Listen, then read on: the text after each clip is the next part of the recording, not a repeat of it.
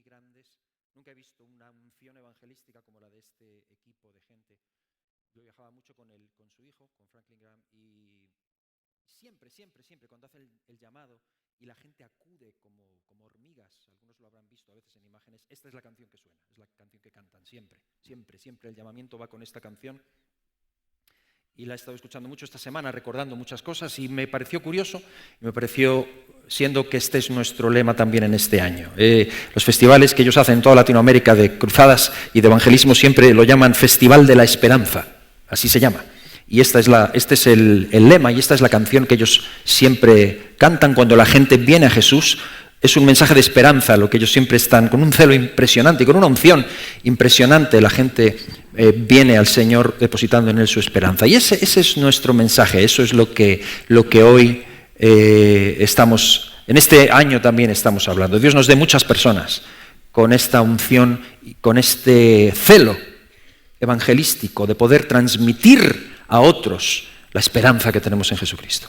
La esperanza que tenemos en el Señor. Me acordaba también de unos amigos, Sal 150, cantantes de Tarragona, españoles, Rosa y Miguel, que hace algunos años perdieron a un niño, su hijo de 4 años tenía y se les ahogó en la piscina de la casa. Fue muy sonado en el pueblo allí en Tarragona, donde ellos están, salió en la prensa, etcétera. Y Rosa, hablando con ella decía, ¿cómo hace la gente que no tiene esperanza? ¿Cómo hacen? Nadie está preparado para este tipo de cosas. ¿Y cómo haces cuando no tienes esperanza? Y ella decía, para mí, mi esperanza está en el Señor. Yo sé que un día voy a volver, voy a estar con el Señor. Y cada día que pasa es un día menos que me queda, decía, ¿no? ¿Cómo hace la gente que no tiene esperanza? Y quizá este es el gran dilema a veces y una de las grandes dificultades del cristianismo, la espera. La espera, que es de lo que yo quisiera hablar hoy. Vamos a algunos domingos, ahora los próximos domingos vamos a hablar acerca de la espera. La esperanza tiene mucho que ver con la espera y quiero retomar donde dejamos el domingo pasado, que quedamos hablando de estos inhibidores de la esperanza y la espera es uno de ellos. La espera, esa espera que dice el refrán español, el que espera desespera. Bueno, pues no, en Cristo el que espera tiene esperanza. La espera a veces se puede hacer tediosa, como con los presos, ¿no? Se puede hacer tediosa porque la espera es como... te puedes llegar a desesperar, pero no es una espera desactivada, no es una espera estática, sino que es una espera en la que hay cosas que hacer. Y de esto quisiera hablar y quería comenzar con la primera de ellas, que es contemplando. Hoy quisiera hablar de esto. La espera, lo primero que necesitamos hacer durante esta espera es contemplar. Después el domingo hay cosas que hacer, el próximo domingo hablaremos de cosas que hay que hacer, hay que actuar también. Pero hay que comenzar contemplando, descansando, mirando. Y hoy es un día idóneo con la Santa Cena, porque en la Santa Cena nos acercamos a la mesa de Jesús y contemplamos a Jesús. Y miramos a Jesús. Y quiero invitaros a mirar al Señor Jesucristo. Muy importante, 1841 un filósofo alemán llamado Ludwig Feuerbach, que fue un poco el precursor, Karl Marx y Engels después tomaron mucho de él fue el primero que planteó esta idea de que Dios no es una entidad ajena o independiente de nosotros a la cual podemos obedecer o en quien podemos confiar, sino que Dios es una invención nuestra, de nuestras necesidades, una proyección que creamos porque necesitamos aferrarnos a ella, porque si no nos volvemos locos. Entonces, en momentos duros, él decía, entonces no es Dios quien nos crea a nosotros, sino que nosotros creamos a Dios. Esa idea filosófica, que es muy común hoy, y muchas de las cosas que pasan en la sociedad, a veces decimos, ¿pero esto de dónde ha salido? Ha salido de los filósofos. Gente que ni siquiera lee a los filósofos, pero son impregnados por ese pensamiento. La gente que gobierna o la gente que mueve medios y opinión están conectados a este tipo de filosofía, ¿no? Y es uno de los puntos conflictivos y de lucha del cristiano, la espera. Y yo creo que de ahí ha salido muchas veces esa idea de esa filosofía cristiana, ¿no? En algunos círculos de gloria, como digo yo, de gloria en gloria, tío, porque me toca todo, y no sé qué, y venciendo y todo, una maravilla tremenda, viviendo una euforia impresionante, porque Dios es grandioso, y Dios hace cosas tremendas, Dios hace cosas impresionantes, pero no todo el tiempo están sucediendo cosas impresionantes. Hay mucho que es espera en Dios. Es esperar en Él. Entonces deja de comprar esa filosofía cristiana o ese pensamiento cristiano como que ser cristiano es estar en una gloria constante, sin vivir una realidad que es auténtica y en la que estamos llamados a esperar en Él. Eso es la esperanza, eso es la fe y eso es la esperanza en lo que Él nos trae. Y hoy yo quisiera hablar de esta esperanza que tenemos y de esta espera en la que nos toca contemplar. Así que relájate, estamos sentados, es un tiempo de descanso en la presencia del Señor. Este tiempo en la casa de Dios es un tiempo Selah. ¿Conoces el término Selah de los Salmos? Stop, espera, descansa. Y quisiera invitaros a contemplar a Jesús. La espera tiene que comenzar contemplando a Jesús. De ahí tomamos nuestra fuerza. Es como en la creación. Nosotros medimos los días por mañana, tarde y noche, pero en la creación, cuando lees el relato de la creación, dice, fue la tarde y la mañana del día 1. Fue la tarde y la mañana del día. Parece como si empieza con el descanso primero y luego tienes la fuerza para la mañana, para el trabajo. Nuestra vida comienza descansando en Jesús, reposando en Él, contemplando a Jesús. Y lo primero de nuestra espera es contemplarle a Él. Hoy lo vamos a hacer en su mesa. Me gustaría que hiciéramos esto, contemplar al Señor. Y lo quiero hacer planteando una pregunta y respondiendo o permitiendo que la palabra responda a la pregunta. La pregunta es ¿para qué vino Jesús? ¿Para qué vino Jesús? Vamos a contemplar eso. Vamos a contemplar para qué vino Jesús. Y contemplar tiene que ver con nuestros ojos. ¿Dónde están puestos nuestros ojos? ¿Vale? El próximo domingo hablaremos de dónde están puestas nuestras manos. ¿Qué hay que hacer en esta espera? Pero contemplar ¿para qué vino Jesús? Y quiero dejar que haya varios testigos escriturales, 7 testigos escriturales y rápidamente vamos a ir después a celebrar a tomar el pan y el vino. Pero ¿para qué vino Jesús? Vamos a dejar que la Escritura conteste esto. En primer lugar, ¿para qué vino Jesús? En primer lugar, para rescatar a muchos. Te invito a que contemples esto, porque toda nuestra esperanza está basada en Jesús. ¿Para qué vino Jesús? Para rescatar a muchos, lo primero. Y os invito, vamos a mirarlo en la palabra del Señor. Para rescatar a muchos. Leemos en Marcos, en el capítulo 10, versículo 45, dice así, exactamente: el Hijo del Hombre no vino para ser servido, sino para servir y para dar su vida en rescate por muchos. ¿Para qué vino Jesús? Para rescatar a muchos. Primer punto. O primer testigo escritural que nos responde a la pregunta ¿para qué vino Jesús? Contempla esto. Jesús vino para rescatar a muchos. El rescate es un precio que se paga para liberar a alguien, para liberar a una persona, para ayudar a una persona, para sacarla de donde está metida. Puede ser en el mar, puede ser en una situación más o menos difícil, en la nieve, en el desierto, o cualquier situación extrema.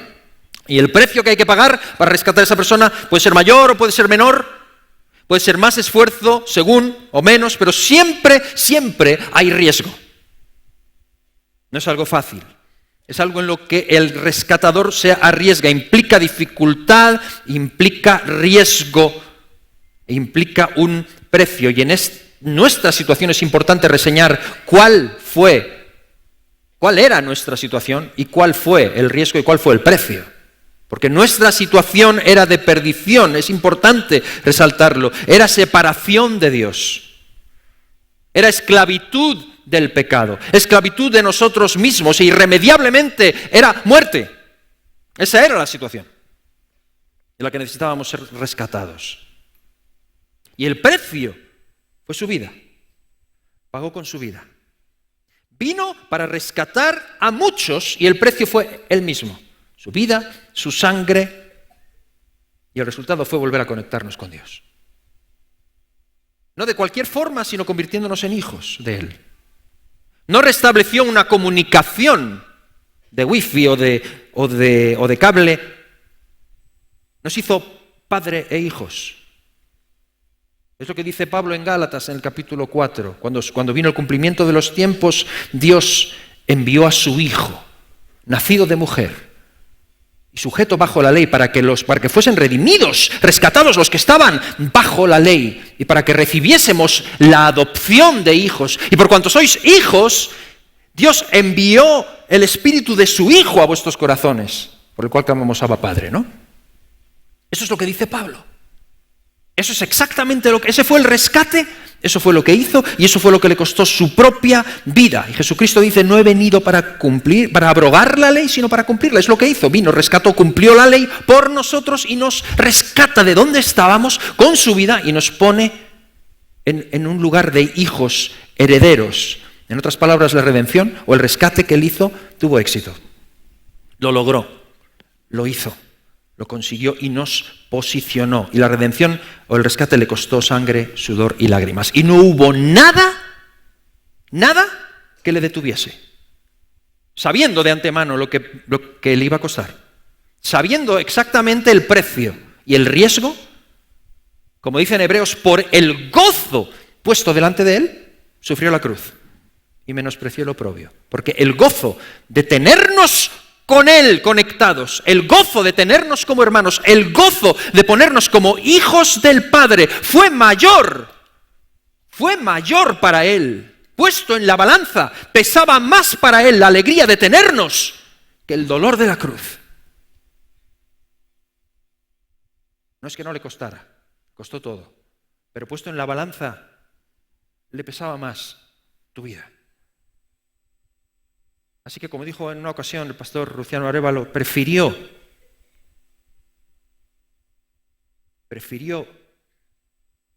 arriesgar su vida por tenerte que no correr ningún peligro y quedarse sin ti. Ese es el rescate. ¿Para qué vino? Para eso. Para dar su vida en rescate por muchos. Por muchos. Muchos aquí significa todos. Por todos. Todos. Están todos incluidos. Incluidos.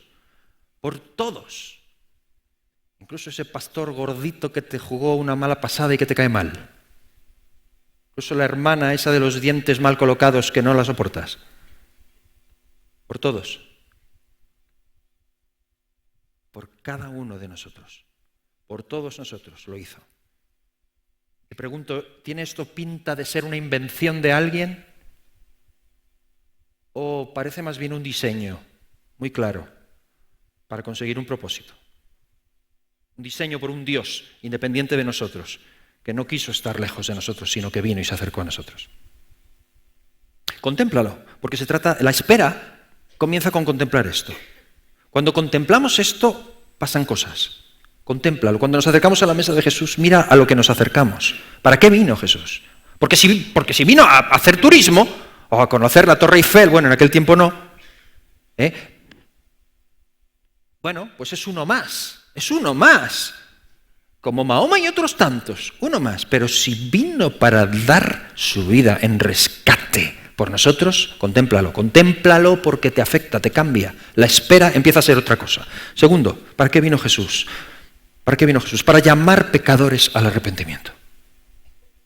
Lucas, capítulo 5, versículos 31 y 32, dice así. Respondiendo Jesús les dijo, los que están sanos no tienen necesidad de médicos sino los enfermos. No he venido a llamar justos, sino a pecadores al arrepentimiento. ¿Para qué vino Jesús? Para llamar pecadores. O sea, en primer lugar vino para rescatar, sí, pero segundo vino para llamar. Primero pagó, porque hacía falta un rescate. Hacía falta un pago y eso lo asumió él, porque sólo así tenía sentido el llamamiento posterior. Él asumió esa parte, pero una vez que asumió, llamó a pecadores al arrepentimiento. Y no llamó desde lejos, que pudo haberlo hecho, pero vino hasta aquí, se acercó muchísimo. Y esta es la segunda cuestión por la que vino, a llamar al arrepentimiento, es decir, no a dejarnos igual. No a dejarnos igual. Vino a rescatarnos, pero vino a llamarnos al arrepentimiento. No a decirnos, sigue por donde vas, tú sigue igual, que ya me encargo yo de morir y tal, tú a lo tuyo, tranquilo, que ya lo hago yo. No, él hizo lo que tenía que hacer, pero en segundo lugar, a llamar a pecadores al arrepentimiento. Y su llamamiento está basado en su rescate, sí. Su llamamiento está basado en su rescate, pero el llamamiento requiere una respuesta, y es una respuesta que él no puede dar. La tenemos que dar cada uno de nosotros, depende de nosotros, de cada uno. Y es una respuesta de arrepentimiento y regreso, volver a donde pertenecemos y a donde no estamos. Hoy se lleva mucho eso de incluir a todos.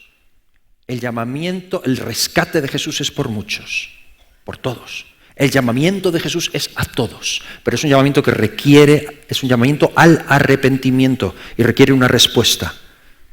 Y no importa cuál sea tu raza, no importa cuál sea tu nación, no importa cuál sea tu origen, no importa cuál sea tu idiosincrasia, no importa cuál es tu pecado, no importa si eres asesino, si eres mentiroso, no importa lo que traigas, no me importa tu identidad sexual, estás llamado al arrepentimiento igual que yo.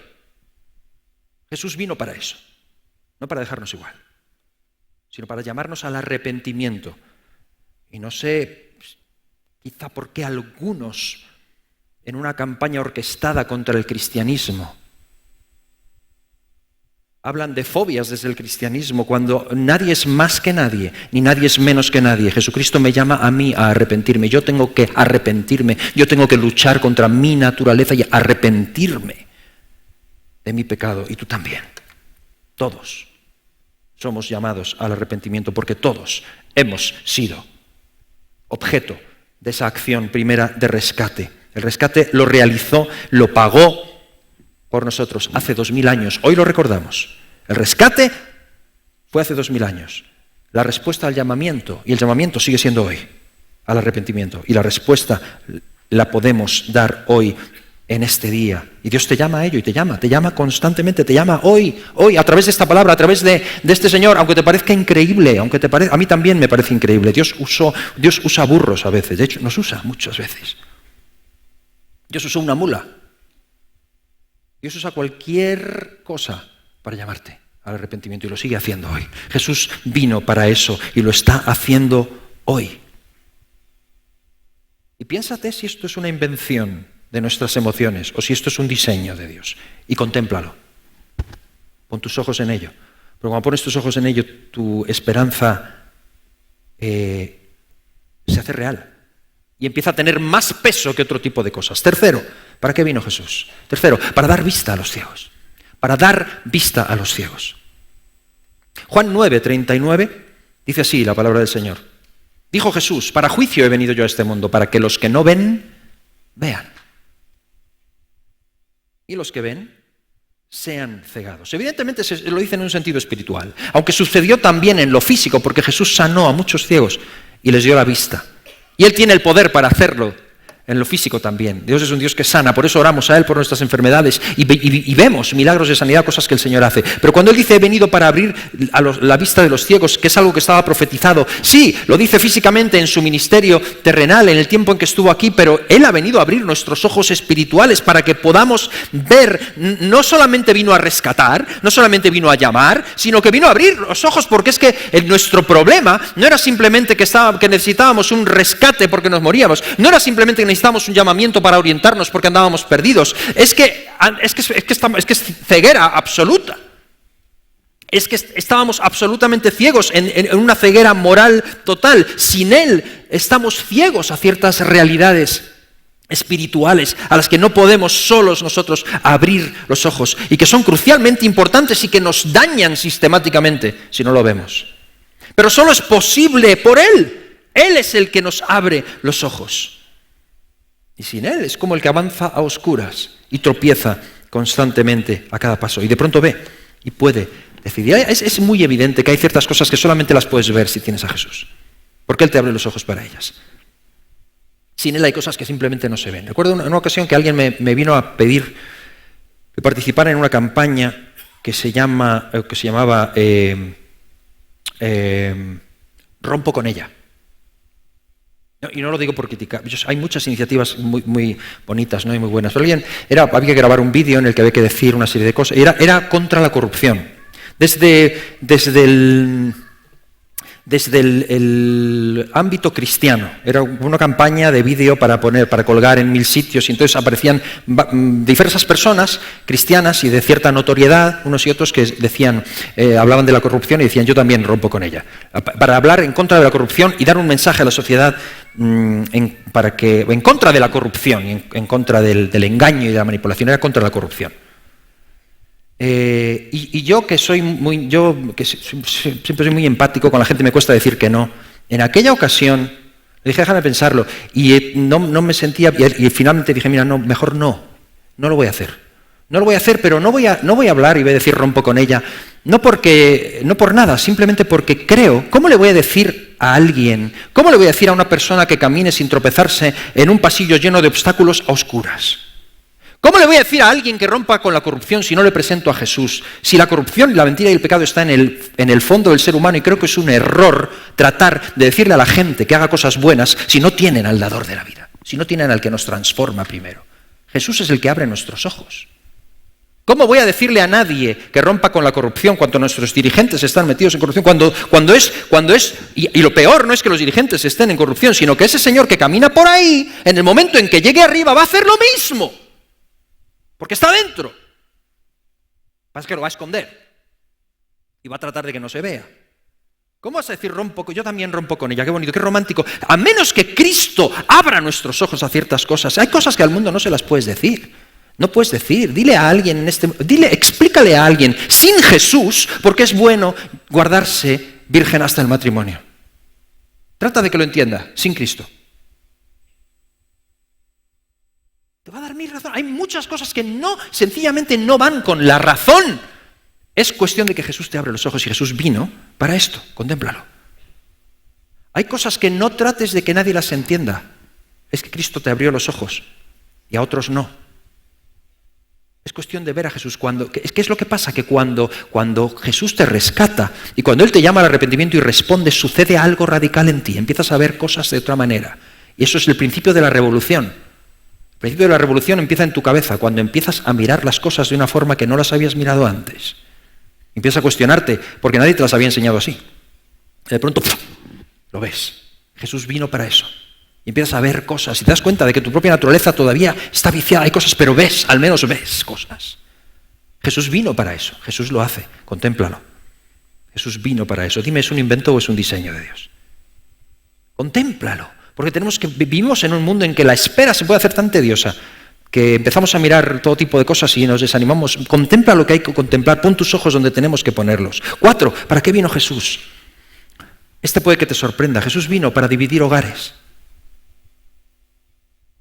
Mateo 10, versículo 34, versículo 35, dice Jesús, no penséis que he venido para traer paz a la tierra. No he venido para traer paz sino espada, porque he venido para poner en disensión al hombre contra su padre, a la hija contra su madre y a la nuera contra su suegra. Jesús, entre otras cosas, vino a dividir hogares, pero no por tonterías, sino por su causa. El tema aquí no es que a Dios le encanten las disputas y las divisiones. No se trata de eso. No nos justifiquemos si tenemos un problema con alguien de la familia para decir estamos bien, Jesús vino para esto. No se trata de eso.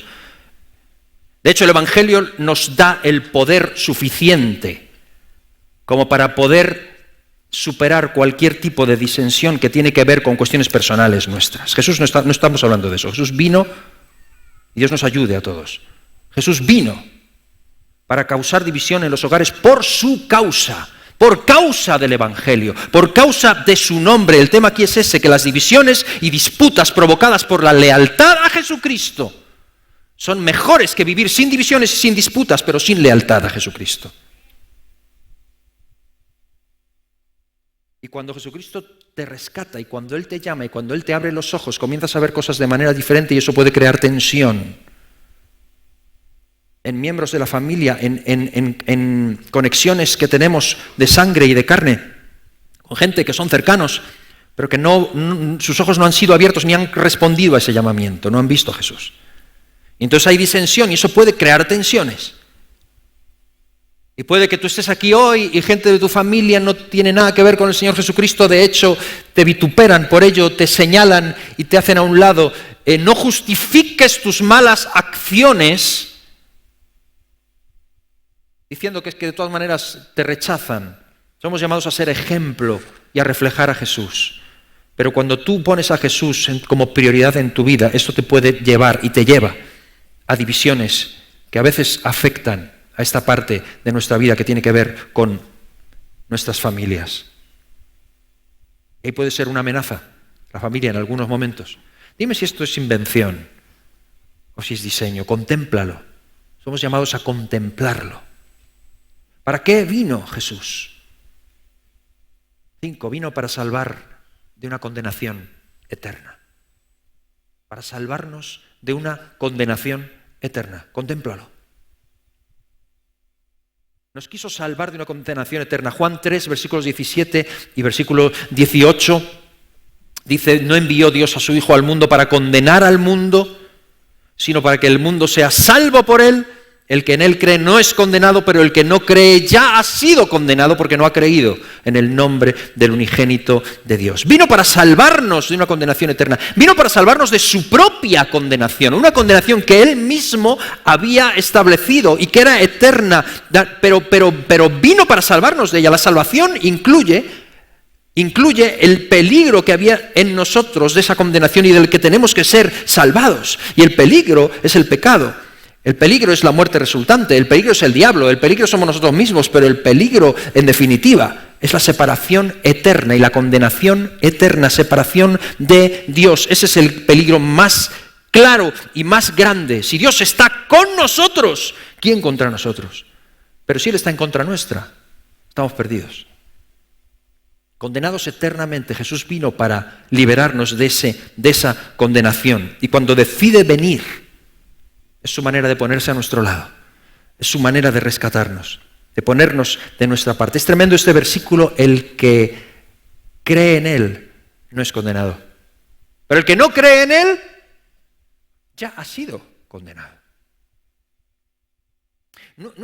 Ayer hablaba con un joven, que me comentaba una conversación con una persona no creyente, que decía, y le explicaba, Jesús vino para morir por nosotros, para que nosotros no tuviéramos que morir. Y la pregunta era, ¿pero por qué tiene que morir alguien? ¿Por qué tiene que venir alguien aquí a morir? ¿Por qué? Y claro, es que ¿cómo explico?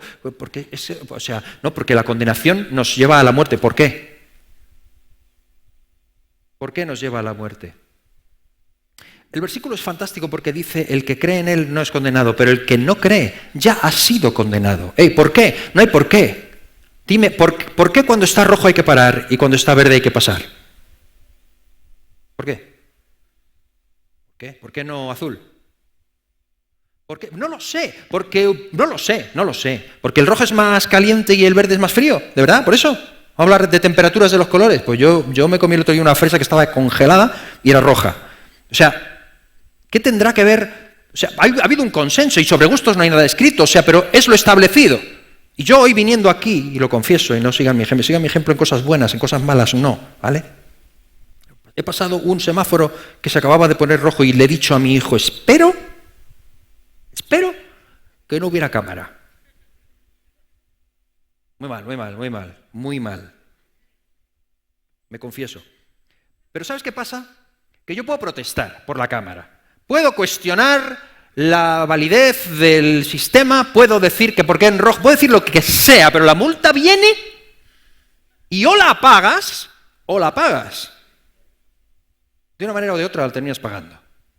¿Por qué? Te puedes tirar la vida haciendo sentadas y caceroladas y diciendo por qué. Las cosas son lo que son.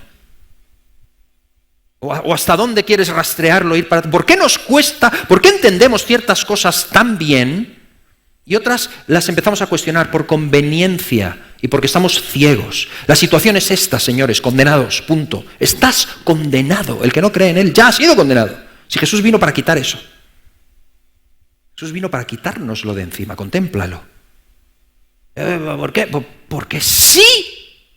Porque Dios es el Dios del universo, el creador del universo y tiene la prerrogativa de hacer lo que quiera y establecerlo como Él quiera. Y Él es santo y su naturaleza es santa y Él no admite el pecado y así lo ha establecido. Y lo que ha hecho es comprometerse en un rescate con nosotros, llamarnos al arrepentimiento y librarnos de la condenación. Abrir una puerta para que todo aquel que crea, todo aquel que quiera pueda acercarse. Esa es su forma de acercarse a nosotros, porque ya estábamos condenados. Todos pecaron, están destituidos de la gloria de Dios, siendo justificados gratuitamente por su gracia, por medio de la redención que es en Cristo Jesús. Romanos 3:23. Romanos 6:23, estaba viendo a Pepito y me estoy acordando porque es de los favoritos de mi querido Pepito. Romanos 6:23. La paga del pecado es la muerte, pero la dádiva de Dios es la vida eterna en Cristo Jesús. Vino para librarnos de la condenación eterna. 6. Vino, y este es el complemento, vino para darnos la vida eterna. Y es el versículo justo anterior de lo que hemos leído, Juan 3:16. ¿Lo sabemos todos? que de tal manera, contémplalo eso, de tal manera amó Dios al cosmos, que dio a su Hijo unigénito para que todo aquel que en Él cree no se pierda, no caiga en la condenación eterna de la que hablamos, sino que tenga vida eterna. No morir nunca. El sueño de la eterna juventud. En historietas y en cómics y en películas, el sueño de la eterna juventud, más aún. Lo que Jesús trae es inaudito. Es inaudito. En Juan capítulo 11, cuando la resurrección de Lázaro, Juan capítulo 11 es el capítulo de Lázaro. Qué tremendo, cuando se encuentra con la hermana de Lázaro, con Marta, ella le reprocha, Señor, no sé si hay reproche, pero le dice, si hubieras estado aquí, mi hermano no habría muerto. Ahora también sé que Él resucitará. Jesús le dice, yo soy la resurrección y la vida. De los grandísimos yo soy de Jesús. Yo soy la resurrección y la vida. El que cree en mí, aunque esté muerto, vivirá. Y todo aquel que vive y cree en mí, no morirá eternamente. ¿Crees esto, Marta? Y dices, oh sí, Señor, yo creo en ti, yo creo que tú eres el Hijo del Dios viviente, yo creo que tú eres el Cristo. Y yo creo que Él resucitará. Él le dice, tu hermano resucitará. Ahí lo hizo físicamente. No siempre lo hace físicamente, pero siempre lo hace. Siempre aquel que cree en Él tiene vida eterna. Vida eterna. Por eso tenemos esperanza. Mi esperanza está en Dios desde hoy y para siempre. Mi esperanza está en Dios. Contémplalo. Porque cuando cerremos nuestros ojos aquí para no volverlos a abrir, nunca escribí posteé una frase de Billy Graham en esta semana, en la que él decía, un día leerás o escucharás que Billy Graham ha muerto, no creas ni una sola palabra, seguiré vivo, solo me habré mudado, me habré ido a otro sitio, estaré con él ahora. Con razón cantan, mi esperanza está en Dios. Desde hoy y para siempre, Él vino para darnos vida eterna. Y antes de nada, en esta espera, antes de hacer nada con nuestras manos, necesitas pararte, sentarte y contemplar esto. ¿Para qué vino Jesús? Vino para todo esto. Vino para darnos la vida eterna y para que tuviésemos vida eterna en Él. Es lo mismo que decía Rosa. ¿Cómo hace la gente que no tiene esperanza? Por último, ¿para qué vino Jesús? La última, la séptima, y vamos a participar de la Santa Cena. Vino para dar testimonio de la verdad. Esto fue de lo último que dijo, se lo dijo a Pilato. Lo leemos en Juan 18, en el versículo 37. Le dijo entonces Pilato, luego, ¿tú eres tu rey? Respondió Jesús, tú dices que yo soy rey, yo para esto he nacido. Y para esto he venido al mundo, para dar testimonio de la verdad. Todo aquel que es de la verdad, oye mi voz. ¿Qué verdad? ¿No? Mi verdad, la verdad. No tu verdad, como decía Machado. No tu verdad, la verdad. La verdad. Yo he venido para dar testimonio de la verdad. La verdad que alguien cuyos ojos no han sido abiertos por Jesús no la pueden ver, no la pueden entender. Créeme. El Evangelio no es por convencimiento, es transformación. La vida es transformación, es algo que sucede y sucede contemplando a Jesús, mirando a Jesús. Veo gente que está apuntando o tomando notas. Si quieres, apunta 1 Corintios 3:18, maravilloso versículo. Nosotros mirando a cara descubierta somos transformados.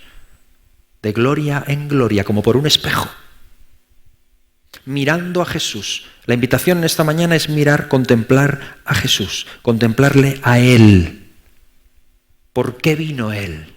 ¿Por qué hacemos esto? ¿Por qué estamos aquí? ¿Por qué le cantamos? ¿Por qué Jesús? ¿Por qué no otro? ¿Por qué no Mahoma? ¿Por qué no Buda? ¿Por qué no Confucio? ¿Por qué no algún Dalai Lama? ¿Por qué no cualquier charlatán que hace milagros? ¿Por qué no cualquier curandero? ¿Por qué no cualquiera que sabe hablar bien y que se lleva a la gente de calle y que convence con sus filosofías? Porque ninguno de ellos vino para lo que vino Jesús. Jesús vino para esto. Vida eterna en Jesús. y para dar testimonio de la verdad. Y cada vez que Dios dio una verdad, el enemigo trata de distorsionarla. Dios nos habla de unidad. Matrimonio, por ejemplo, serán una sola carne. La sociedad actual tiende a convencernos de que es mucho más práctico y mucho mejor pensar en división.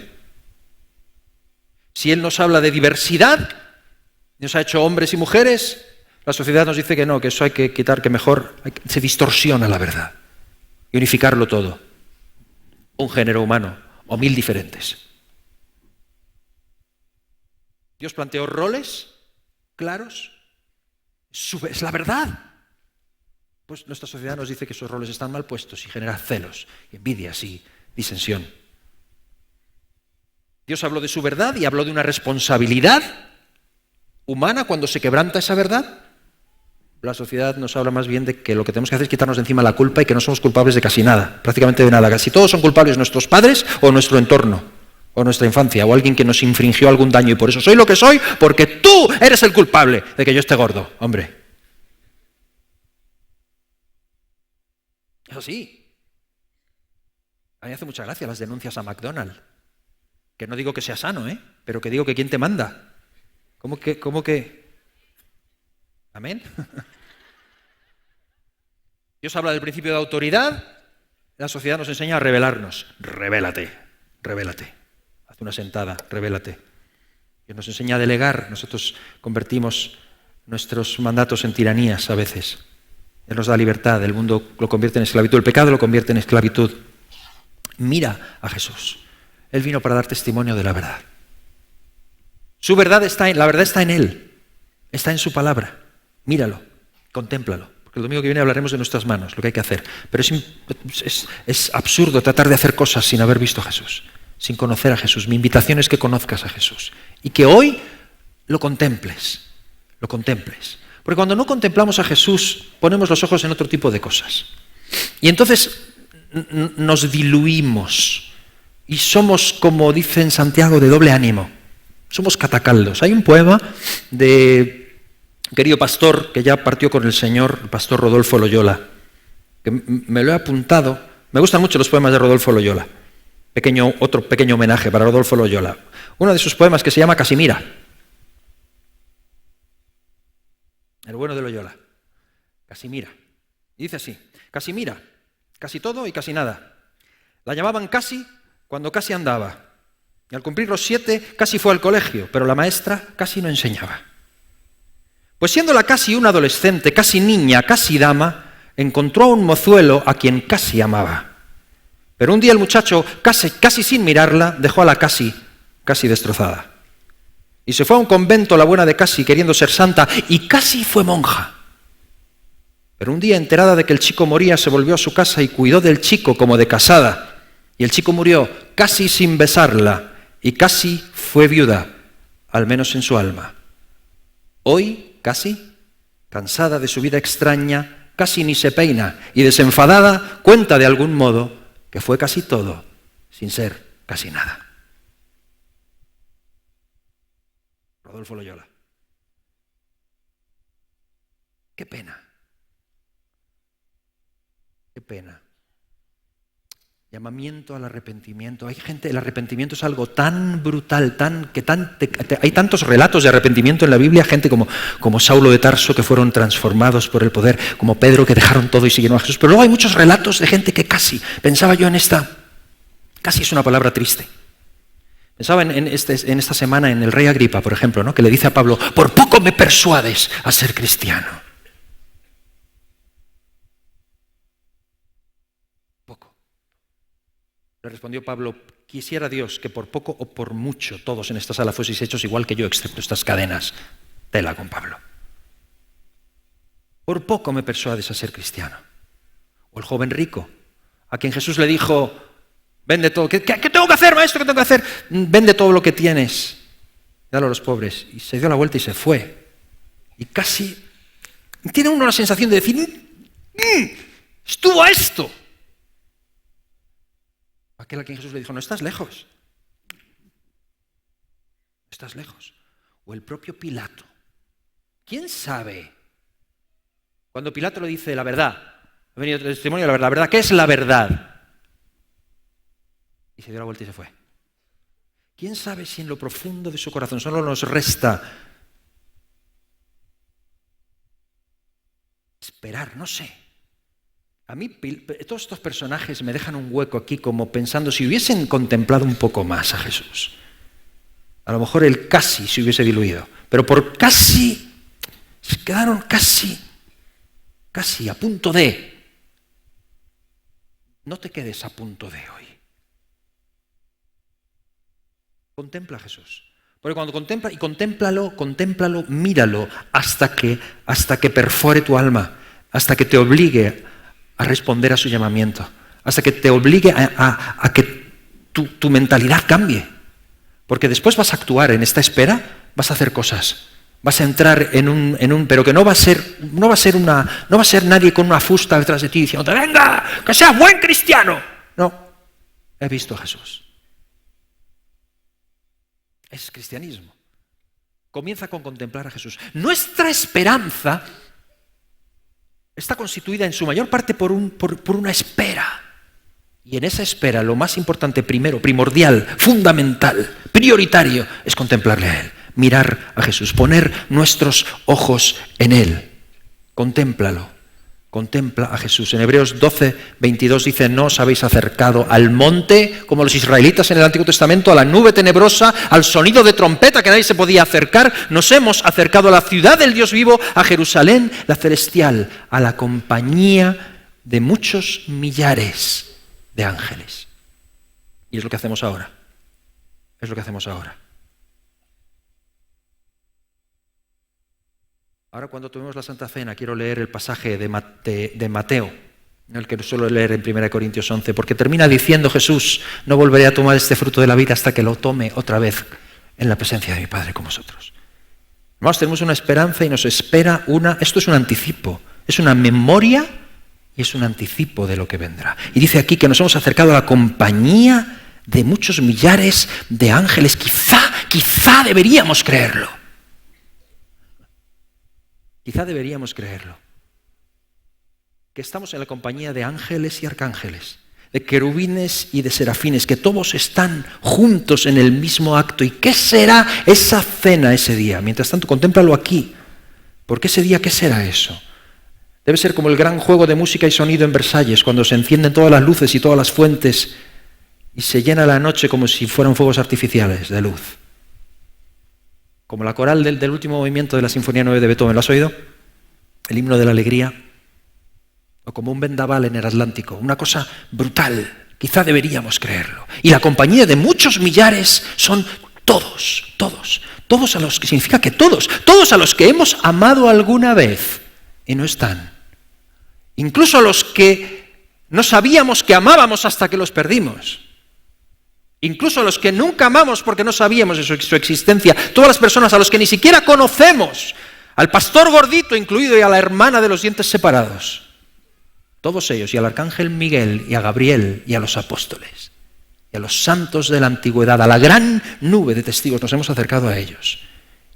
Y quizá deberíamos creerlo, estaremos un día, y cualesquiera que sea, no sé cuáles son tus razones para estar hoy aquí, no sé cuáles son tus razones para acercarte a la mesa, pero mi invitación es contempla eso, contempla la cruz, contempla a Jesús, pon tus ojos en Jesús, el autor y consumador de la fe, y acércate a Él, porque lo único que nos iguala aquí a todos es Él.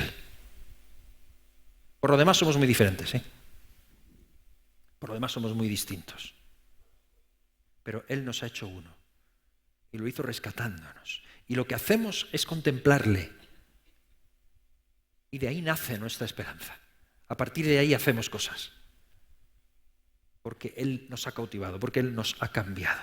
Eso hace que yo, antes que zapatero, antes que barrendero, antes que pianista, antes que cualquier otra cosa, soy su hijo. Su espíritu ha derramado en mi corazón el espíritu de adopción de su Hijo, por el cual clamo Abba Padre. Pertenezco, hay otra naturaleza en mí. Tendré que luchar y tendré que seguir y tengo que vivir cada día, pero hay algo en mí. Porque Él está en mí. Y les invito a ponerse en pie. Pongámonos en pie en esta mañana, por favor.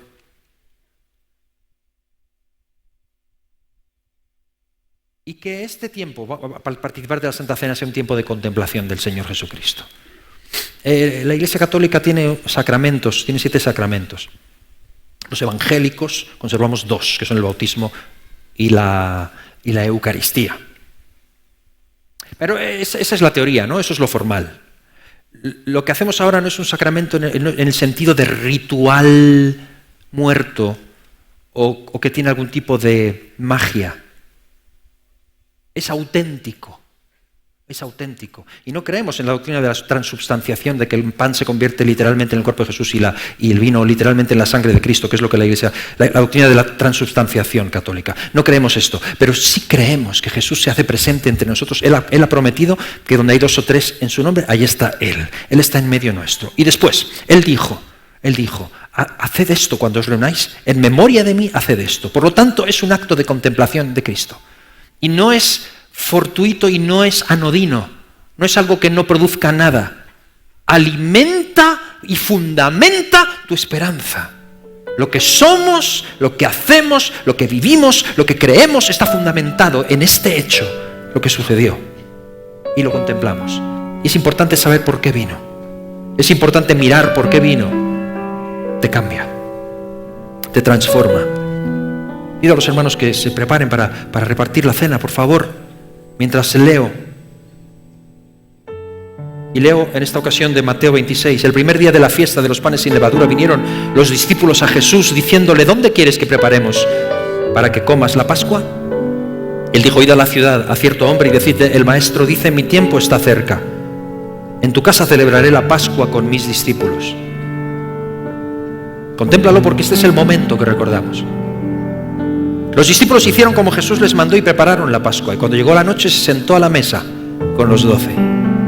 Y mientras comían dijo, de cierto os digo que uno de vosotros me va a entregar. Y entristecidos en gran manera comenzó cada uno de ellos a decirle, ¿soy yo, Señor? Entonces él respondiendo dijo, el que mete la mano conmigo en el plato, ese me va a entregar. A la verdad el Hijo del Hombre va según está escrito de él, mas hay de aquel hombre por quien el Hijo del Hombre es entregado. Bueno le fuera a ese hombre no haber nacido.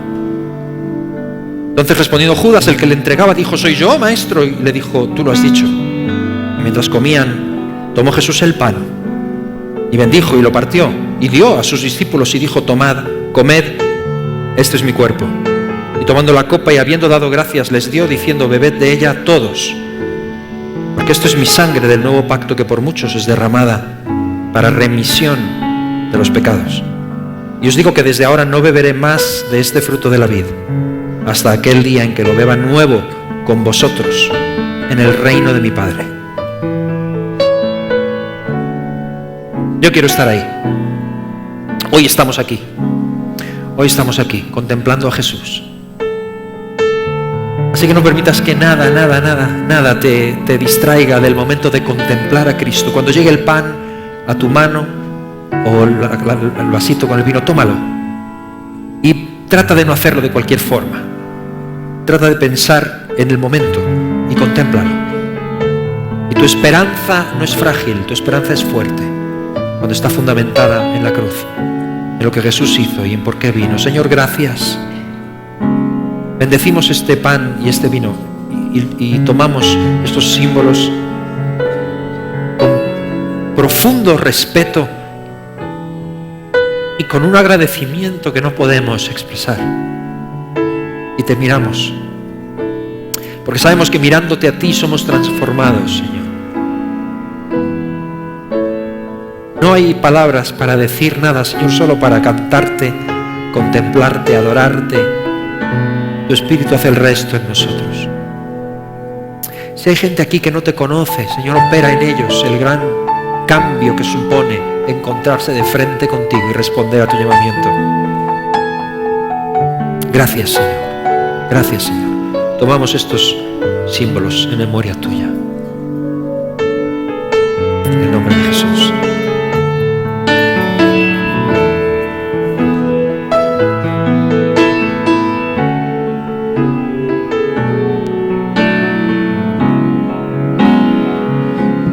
Al mirar esa cruz y tu cuerpo azotado y el dolor que sufrí, sufriste sin culpa. No sé hablar ni encontrar la palabra adecuada en lo más hondo del corazón. Cristo, oh Cristo, te amo, te quiero,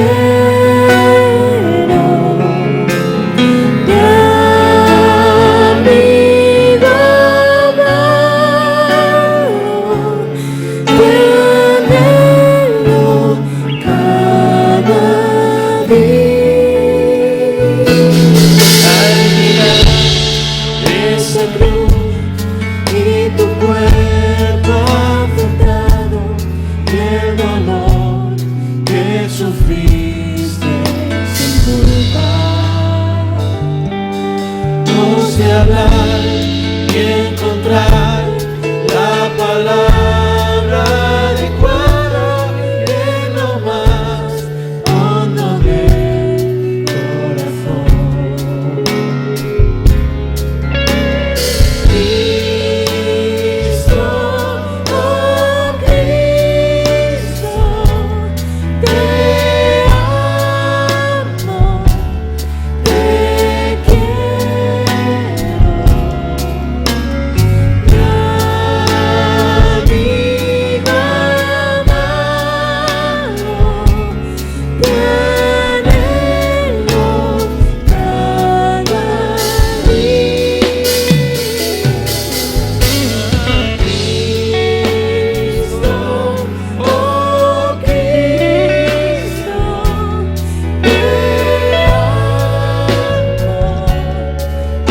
te quiero, mi amigo amado, te anhelo cada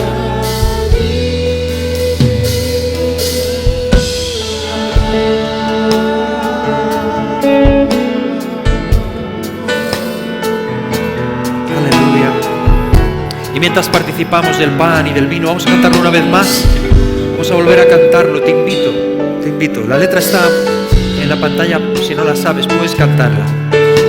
Nos fallan las palabras, es cierto, pero puedes decir su nombre, puedes clamar a Cristo, puedes decirle te amo, te miro, te contemplo, te abrazo, me postro a tus pies. Aprovecha este momento y que sea profunda adoración, como puedas, como sepas, adórale, adórale y acércate a Él, abrázalo, hazlo tuyo, es tu esperanza, pon tus ojos en Él, contémplale, dile Cristo, te amo, te quiero, anhelo tu vida cada día más. Y al mirar lo que hiciste, no, puede que no tenga palabras, puede que falle, quiero contemplarte, Señor, y quiero abrazarte, adórale, que este tiempo sea un tiempo de adoración y participa del pan y del vino en el nombre de Jesús. Al mirar esa cruz, al mirar esa cruz y tu cuerpo azotado y el dolor que sufriste sin culpa, no sé hablar y encontrar la palabra adecuada en lo más hondo del corazón.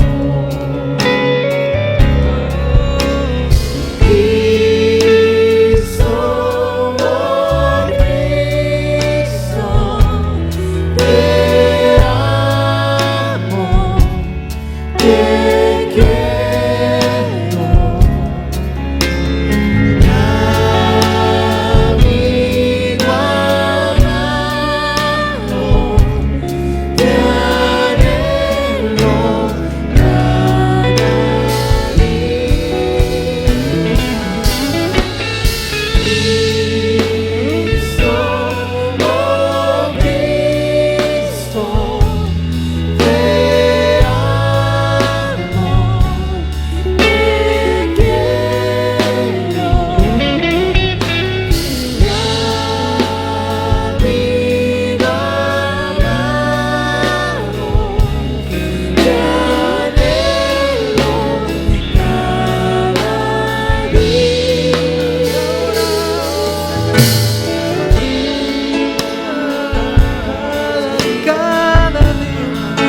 te adoro,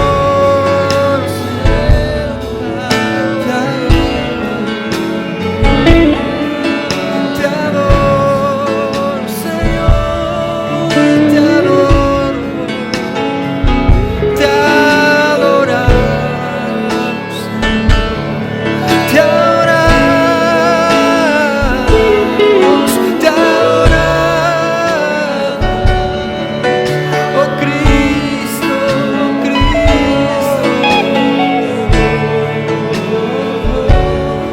te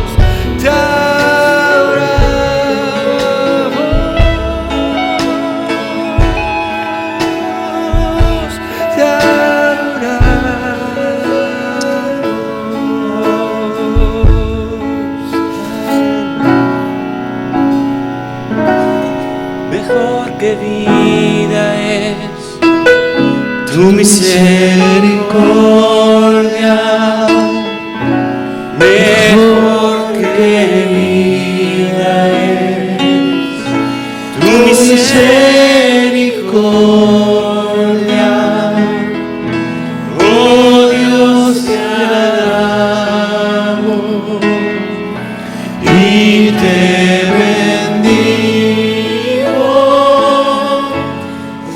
Quiero alzar mis manos ante ti.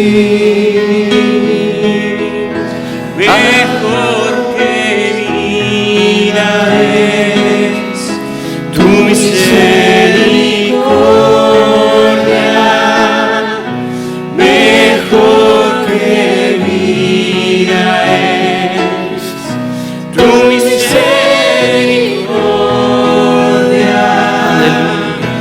Oh Dios, te Señor, te alabo, y te bendigo. gracias. Yo quiero alzar mis manos ante Alzo mis manos, alza tus manos ante el Señor y cántalo. alzo mis manos Adórale.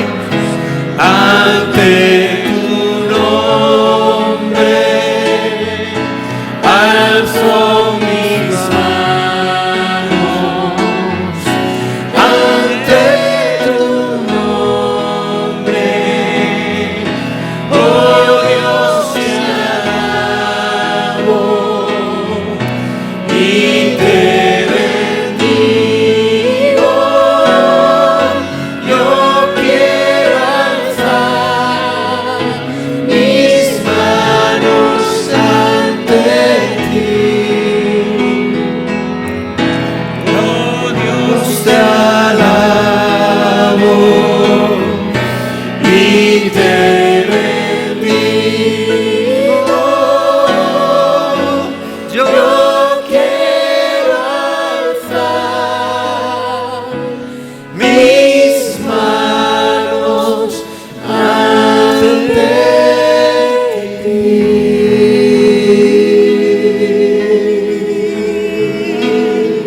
Adórale, adora al Rey de Reyes, adórale, adórale por siempre, santo, santo, santo, santo, santo, santo,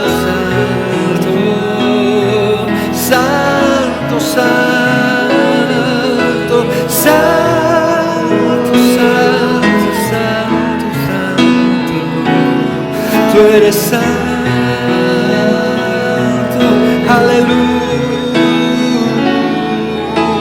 Aleluya, te adoramos, te adoramos, te adoramos.